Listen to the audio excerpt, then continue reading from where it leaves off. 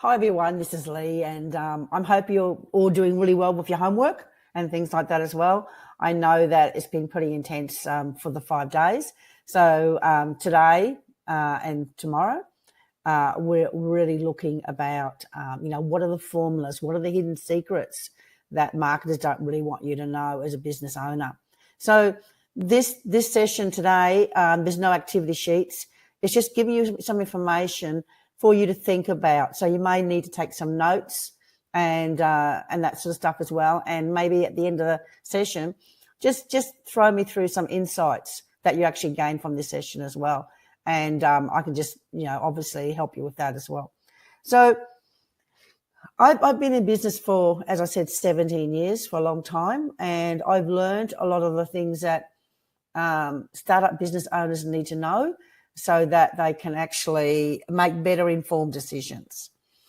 And this is really important to understand this. Like today, for example, an example for me today I was looking at getting my e-commerce and my Stripe and my payment systems onto my website. Now, because I'm educated and I've been working for 17 years in business, I kind of know a little bit about how to set that up, but I haven't got the technical skills to do it myself because I'm not a developer.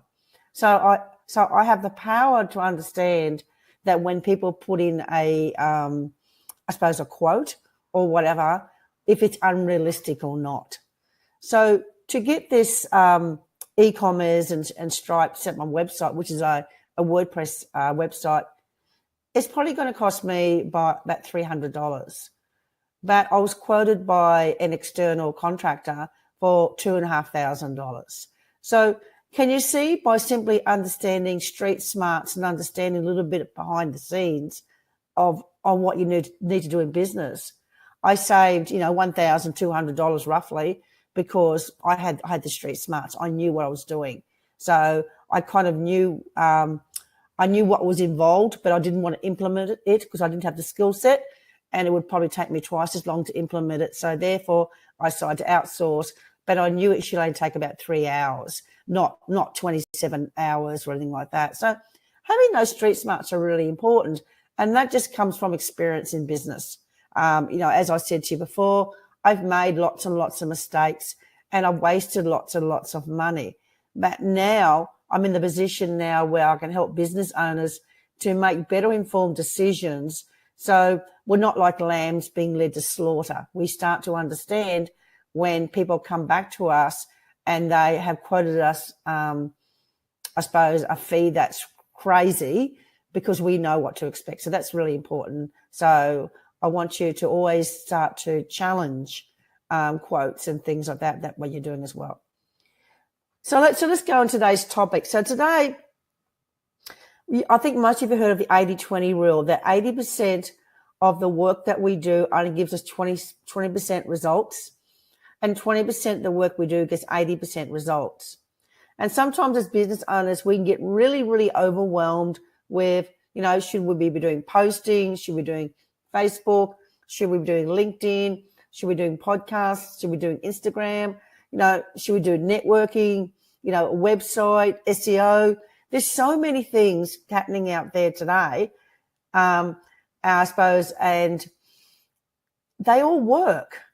But you have to have a strategic positioning first before you start implementing that. So the thing that I've worked with lots of times and everything else as well is none of that stuff works if you don't have a following. Because if you invest a lot of money on your website, SEO and things like that, you have to continually invest the money in that all the time to try and pick up the momentum so people start to actually see you. Unfortunately, what happens in this instance is a lot of businesses owners their cash flow will actually die out, and you can't compete against the big companies and the big brands because they have more of a budget as well. So we get really, really confused as to what activities should we be doing. And this is where it's really, really important to start to track and measure. And before you do a flyer drop or before you do any tactical marketing, you need to think about, how am I going to use the secrets around marketing so that my advertising and the work that I do actually stands out. And the only way you can do that is by testing and measuring. And when you invest money, invest in small amounts. Like often I've had people come to me and they've just invested $5,000 on radio advertising or something like that, and it just didn't work. And they got zero return on investment. So it's very important to start to understand that before you can start investing money in that type of thing, you've got to have income coming in first. So when your income is coming in, then you may go, okay, this is my income coming in. I'm going to put 10% aside for my budgeting market. So if I'm not getting any income coming in, then I have to spend more time to strategically position myself so that I start to stand out in the arena, because I haven't got the funds yet. And as my funds start to come in and my clients come in, then I start setting aside some budget of 10% that I can actually do Facebook ads or Google ads, or I can actually put it into the tactical marketing thing as well. But so important for business owners when they first start is your cash flow. And that's when you've got to really, really watch. So all the advertising I do, everything that I do for my business is all organic. I don't pay any money at all. Obviously, I do things like I have my own website and things like that, but I do it strategically first. So I want you to remember, always think of the 80-20 rule. So only 20% of what you're doing is giving you 80% results. If you're doing something and you've been doing it for a long time and it's not working, then you simply need to look at another strategy, or how can you tweak it so it starts to work as well. I think I've spoken before in previous videos on this program that it's not about how many people follow you. It's not about how many likes you get. At the end of the day, it's about how many clients do you get?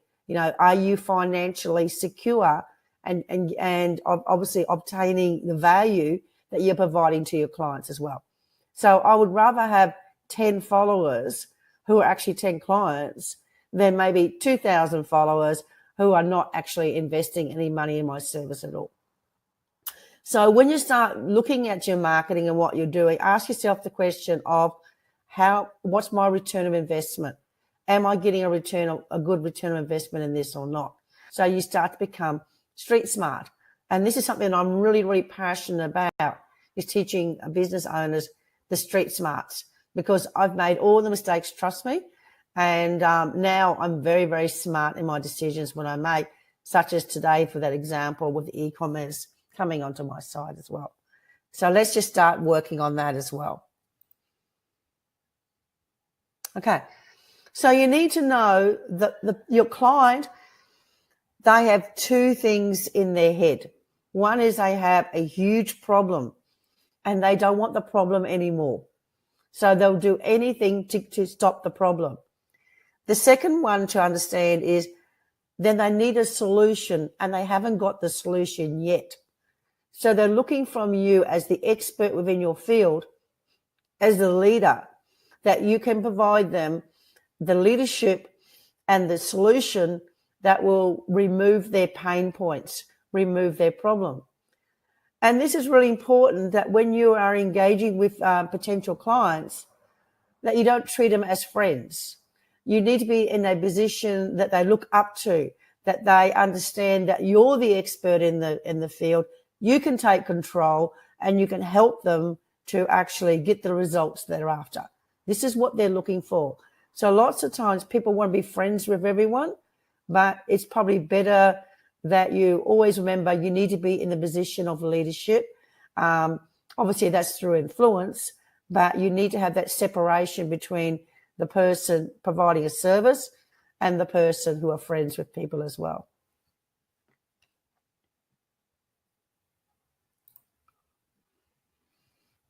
Now, you yourself, you have to have a viable business. So you have to be able to solve the problem. remembering that people are motivated by pain more so than pleasure. So when you're solving the problem, you're getting your potential customer associated with the pain points. So they start to realize, oh my God, I've got to do something about this. And this is really important as well. Now, if you can't fix the problem, if you haven't got the skill set to take that client on board to fix the problem, don't bring them on board as a client. You want to be working with clients that you know that you can help, and clients that you actually feel a sense of pleasure working with them as well. This is so important. And the other thing is important as well is you need to understand you want to work with clients who are prepared to take action, who are prepared to take action. So what you do is you may ask them to do several things before you bring them on board as a client. And the reason why you do that is you're seeing their commitment and their engagement, and if they're willing to actually do what you ask them to do and take action. So as you know, probably in this program, I have about 10 people on the program at the moment, and there's probably about 4 people amongst that 10 who are actually completing their homework, their activities, etc. So therefore, I can see straight away who's really committed and who's not. So I only take on 40% of people who want to actually work with me. So obviously the ones who are demonstrating that commitment and action are the ones that I would prefer to work with, because I know they're going to actually implement the strategies that I ask them to implement. So this is just an example of how you can actually qualify and to see if your potential client is going to take action with you or not. Because you want people who take action. Because if they don't take action, the first thing they're going to do is they're going to say the program doesn't work. And everyone is so easy at pointing the finger at other people, but they don't stop and ask, well, what were the actions that I didn't do to be successful in this program? Because at the end of the day, remember, you can help your clients, you can provide them with services and also products, but you can't make them use them. And the most important thing is to understand is you want to have clients who are committed and who want to achieve their dreams and are motivated and are willing to go through the struggles along the way as well. So associate people with your pain, but also give some sort of qualifying commitment activity before you bring them on as a client. And that could be anything. It could be to do X, Y, Z. You have to work it out yourself, depending on what your business is.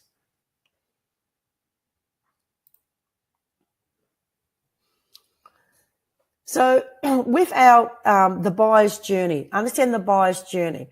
So the buyer's journey means that only 1%, 1 to 3% of people will buy from you the very first time they see you. Excuse me. So that means you have to stay in front of them for multiple times so that they can start to see you, they start to see consistency, and they start to trust and like you. So when you go to a networking function or you go to any function at all, you'll meet someone there. Now, the biggest mistakes most people make at networking functions is they try and flog off their products and services. However, they don't understand that the person probably has to have about 5 or 6 touch points with you before they're going to actually trust you enough to invest money into your service.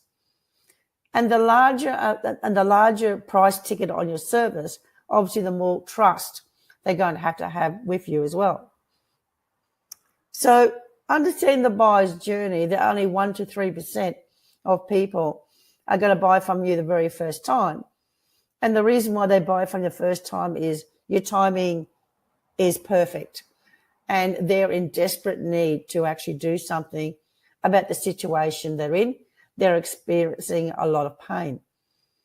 So the question is, how do you keep How do you keep in front of those, that 70% or 90% of people? How do you keep in front of them so that when they're ready to buy, they're going to remember you? You positioned yourself as the expert in the field along the way.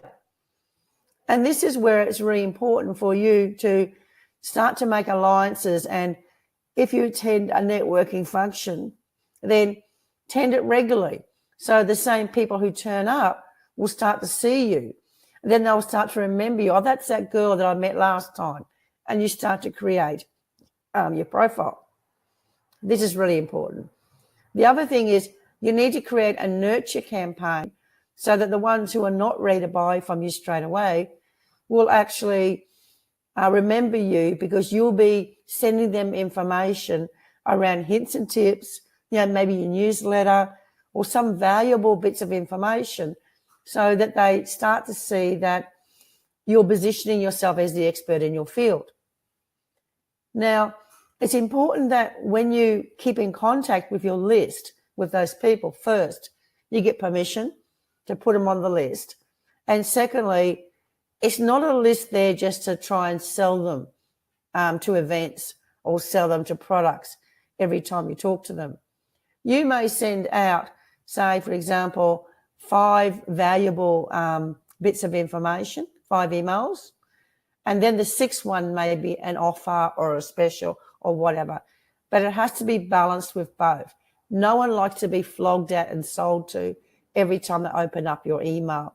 If they find that's happening, then they'll start to unsubscribe. So they'll start to leave your list and things like that as well. So remembering the buyer's journey. And when you meet people for the first time, try to get to know them more, understand them and listen to them so that they're talking more than what you're talking, so that you start to build that relationship. And then when you want to keep in contact with them, maybe just say something, for example, hey, listen, I support people like you. I give out some valuable hints and tips on a regular basis. Would you like to join my list? So they're more likely to join your list than to jump in and buy your service straight away.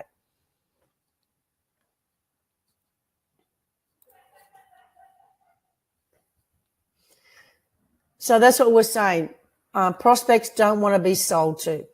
The other thing is what they look for as well, you have to consider is what is your added value? What's the best deal that you can give them as well? So the last person that they want to speak to is you. So lots of times what they'll do is a lot of people will do their research on the internet and they'll search through the internet. So it's so important on the internet that you've got that presence, that authority figure on the internet, whether it be Facebook or LinkedIn or Google or whatever.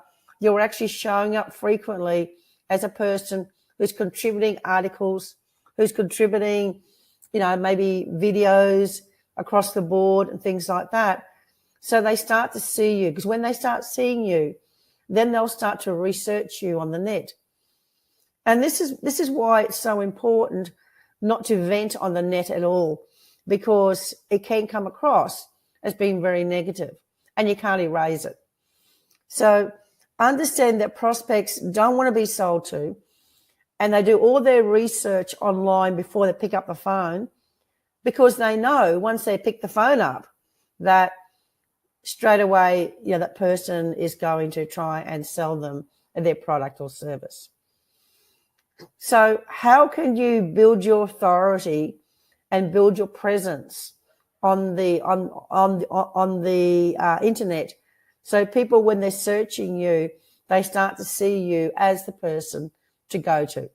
This is the question you have to start asking yourself. And obviously around this, you would create some sort of plan that you start to look at, I might be doing podcasting once a week or whatever, but you start to create a plan and stick to that plan as well.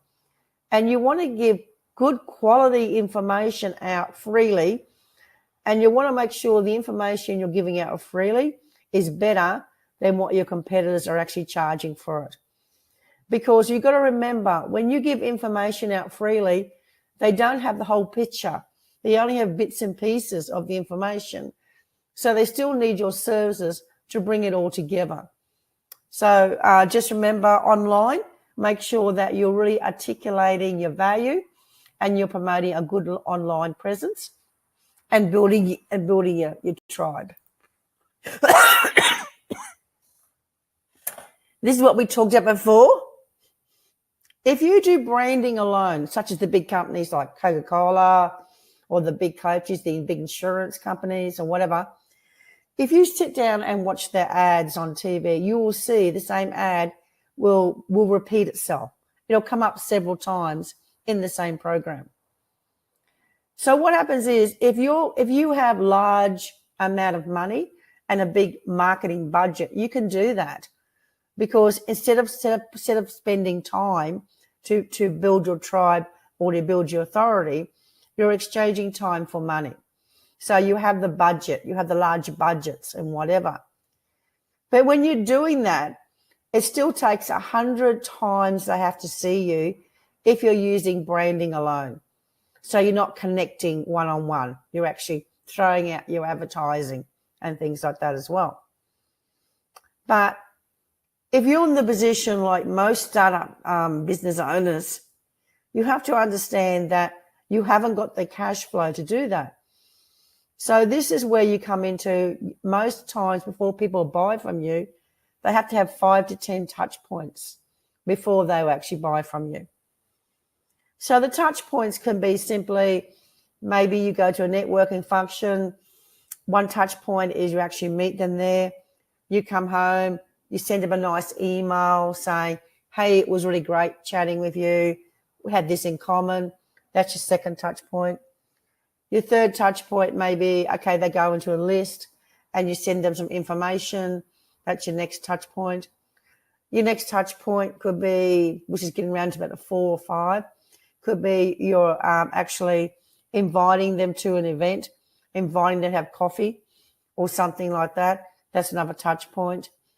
It could be something like creating a challenge and offer them to go online or a webinar or maybe do a interview or things like that as well. So all of these become touch points. So between 5 and 10 touch points, if you're actually engaging personally and doing the work yourself, and branding, 100 touch points, which is paid advertising. So you've got to understand that when someone approaches you to put an article in a magazine or to do a radio or do shopper dockets or things like that, you've got to understand it's not just a once-only investment. It is, you have to do that for at least 3 or 4 months before you start picking the momentum up and they start seeing you again. They go, oh, I saw that last time. Oh, I must act on that now. So they start seeing you. So that's prompting them to actually take action. However, if you do the nurture program and you have developed your list, then obviously you can nurture them yourself, and it costs time for you to do that. And later, as your business grows and you got your budgets and you want to actually start to spend some more money with advertising as well as organically, you would then outsource 10% of your profits into marketing. At the same time, if you're really busy, you will then outsource the nurturing campaigns and everything else, maybe to a VA or someone like that as well. So that's something you need to consider as well as your business starts to grow. So can you see what I'm getting at is, when you first start a business, it's not an overnight success. It takes work, but it pays off, because once you get that momentum happening and everything going on, then you're earning money, and the more money you earn, the more money you can invest back into your business. And then in return, that keeps on flowing as well. But it's really, really hard to have a business and invest zero money into your business to begin with, because you need to have the right tools. You need to have the right support. You need to understand some basics and things like that as well. So I hope you enjoyed today's session. As I said, there's no activity sheets, But listen to the video again, and if you can just write out a couple of little things, send it through to me, just some insights that you gained from listening to today's session. And tomorrow we'll finish off the session with the program with some marketing formulas and things like that for you to implement in your business as well. Hope you enjoyed the information. It was a pleasure chatting to you again, and I'll talk to you again tomorrow. Take care. Bye.